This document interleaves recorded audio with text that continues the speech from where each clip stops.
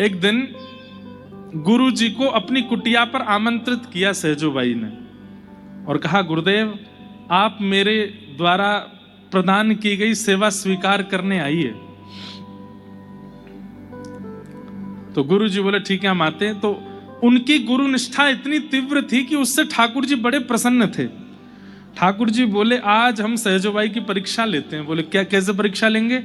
बोले जिस रास्ते से गुरु जी आ रहे होंगे उसी रास्ते से मैं भी आ जाऊंगा, देखता हूं ये पहले गुरु जी का स्वागत करेगी कि मेरा करेगी।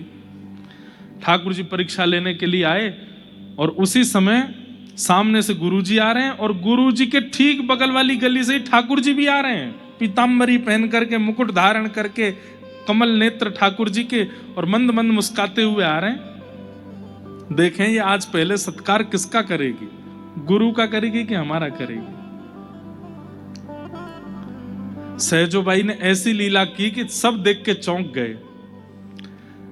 आप खुद को रख करके देखें कि आपके घर गुरुजी आ रहे हैं और उसी समय, ठीक उसी समय गुरुजी के साथ साथ ठाकुर जी भी आ गए। मान लो वेंकटेश भगवान आ गए, आप किसकी पूजा पहले करोगे?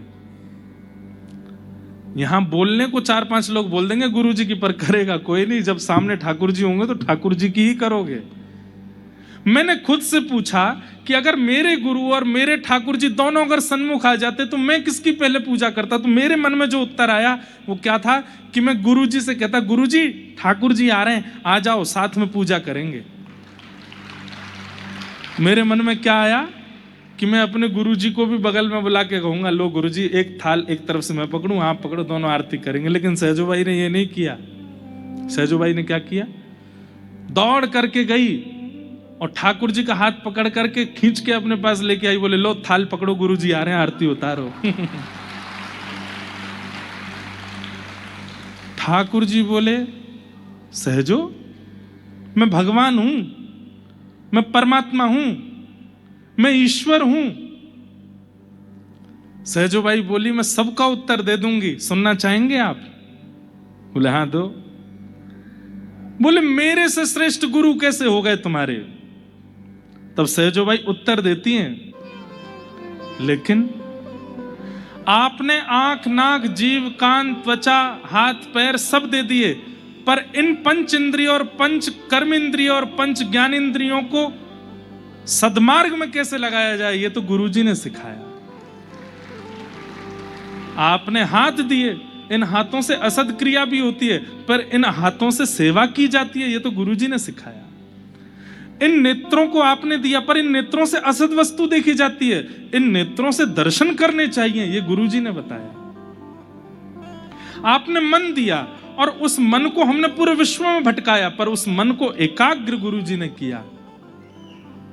आपने शरीर दिया, इस शरीर से व्यसन भोग किए हमने, पर इस शरीर से आत्मा को वैकुंठ की प्राप्ति गुरुजी ने करवाई। इसलिए आपसे श्रेष्ठ गुरुजी, आरती उतारो। सहजोबाई ये नहीं कहती कि आपने पंच ज्ञान इंद्रिय दी।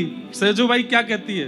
बोले आपने तो 5 चोर दिए थे हमको। कौन? बोले आंख नाक जीव कान। ये क्या है? वो चोर ही तो हैं।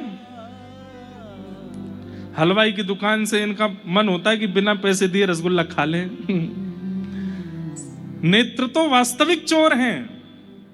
कोई सुंदर सामने आ जाए तो उसको ऐसे अपलक नेत्रों से बिना उसकी आज्ञा से देखने लग जाते हैं।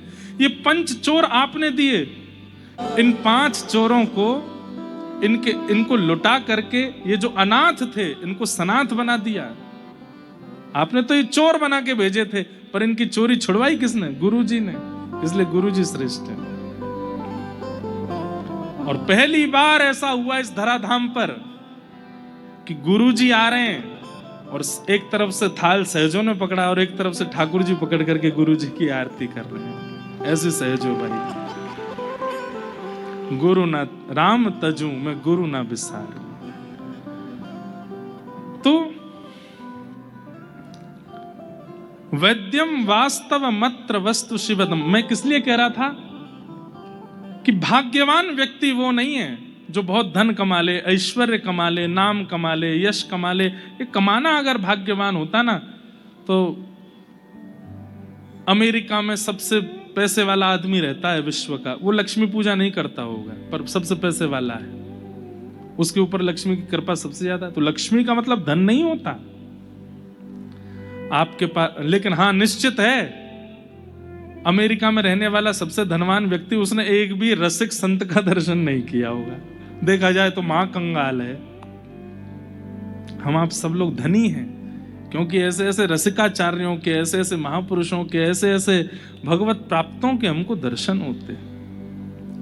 आज भी हमारे वृंदावन ब्रजमंडल में कितने महापुरुष ऐसे हैं जो गुप्त रूप से रहते हैं, और हम जानबूझ करके उनकी बातें बता देते हैं, पर नाम नहीं बोलते कि कोई पहुंच नहीं जाए उनके पास, क्योंकि वो चाहते ही नहीं कि उनका प्रकाश हो।